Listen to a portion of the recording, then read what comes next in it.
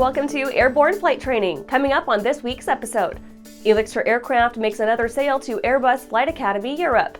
Southwest added to Thrive Aviation pipeline. Aerobility Chief CFI Mike Owen steps down.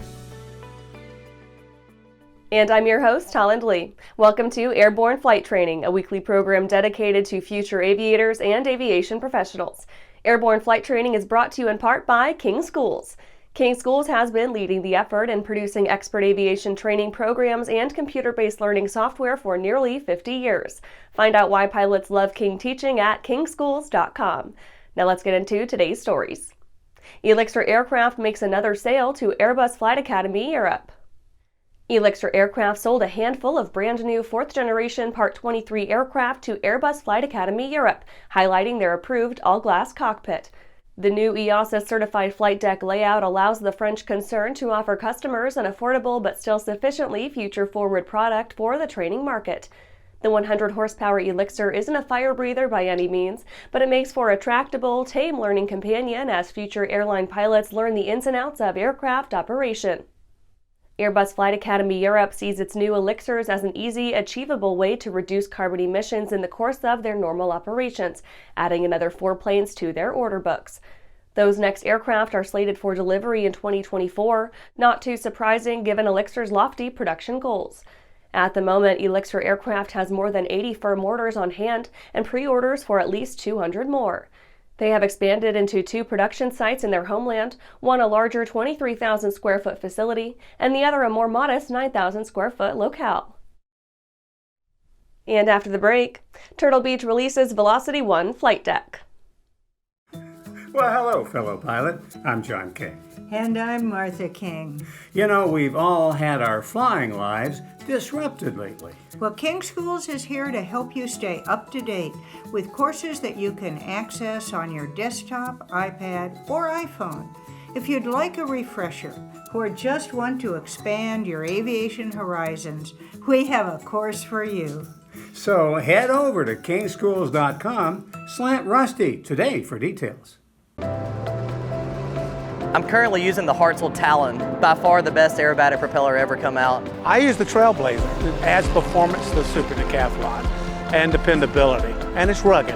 Hartzell's been an excellent partner for Whip Air, just in terms of your product support as well as keeping an eye on the market and developing new products that meet demand. It's helping us all have better performing airplanes. It's such a proud honor to fly behind that propeller. Welcome back. Now let's take a trip around the patch for some shorter stories. Turtle Beach releases VelocityOne Flightdeck. Turtle Beach has continued to capitalize on the waxing interest in flight sim equipment, releasing a more complex and capable HOTAS controller called the VelocityOne Flightdeck. Its complexity belies a comprehensive suite of flight controls needed for quick, one-handed operation for both throttle and stick, allowing for complex flight simmers and dogfighters to stay in full control without having to pull away to proc systems on their keyboard. Turtle Beach's software allows for a bevy of customization, allowing users to tweak things to perfection. StandardAero graduates 4th class of in-house AMTs.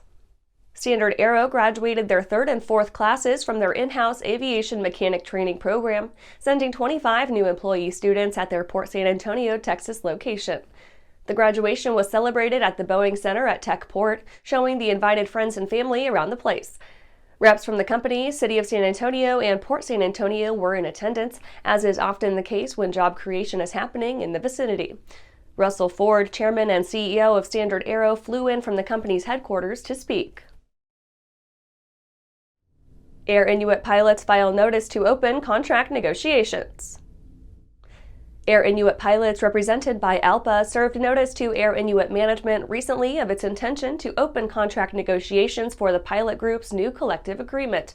Captain Francois Lavouille, Air Inuit ALPA interim chair, said, quote, 2 weeks ago, over 92% of our members voted in favor of joining ALPA, end quote. Air Inuit pilots are looking to address 3 major items during contract negotiations: wages and compensation, job security and career progression, and quality of life. CAE and Riyadh Air to create carrier-specific Boeing simulator facility. CAE and Riyadh Air announced an agreement for the purchase of 2 state-of-the-art Boeing 787 CAE 7000XR full flight sims and a Boeing 787 flight training device. The sims are intended to support the new airline as it works toward opening service in 2025. CAE and Riyadh Air will establish a partnership with Prince Sultan University to deploy the simulators in 2024 at a purpose-built facility at the newly established College of Aviation and Space in Riyadh, Saudi Arabia. That's it for today's trip around the patch. Let's get back to the rest of the news. Southwest added to Thrive Aviation pipeline.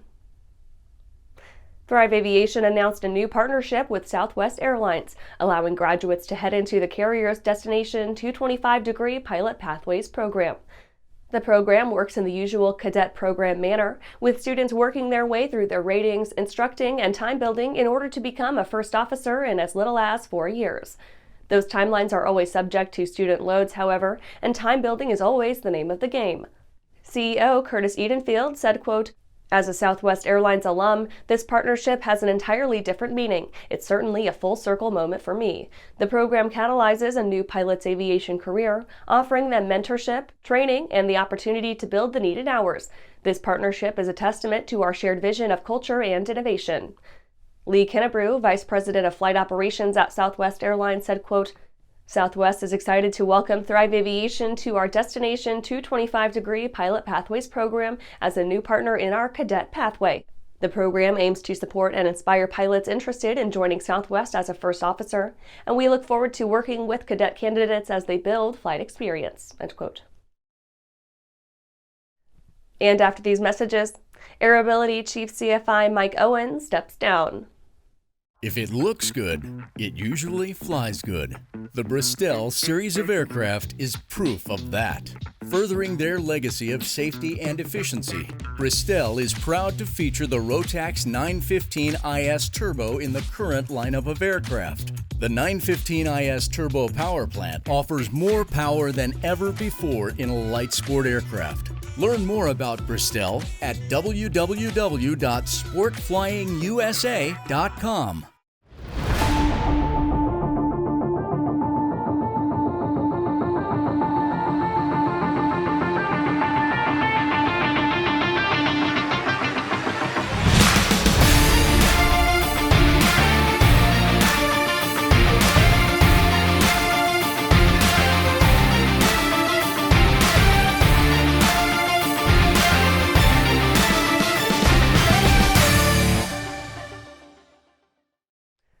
Welcome back. Aerobility Chief CFI Mike Owen steps down. Aerobility's Chief Flying Instructor Mike Owen is leaving the game, stepping out of his role after, quote, "more than 15 years helping thousands of disabled people to experience piloting an aircraft," end quote. The 65-year-old Owen has enjoyed his time with the charity, first starting in May 2008 as the team's first full-timer. Owen's flying career ended up on a different trajectory than desired. His first attempt at joining the RAF was rebuffed. Instead, they gave him the choice of navigator or engineer roles, but Owen decided to take charge of his own fate and work in other careers to further his private flight hobby. Owen worked for the Ministry of Defense and Philips Medical Systems as an engineer and software tech.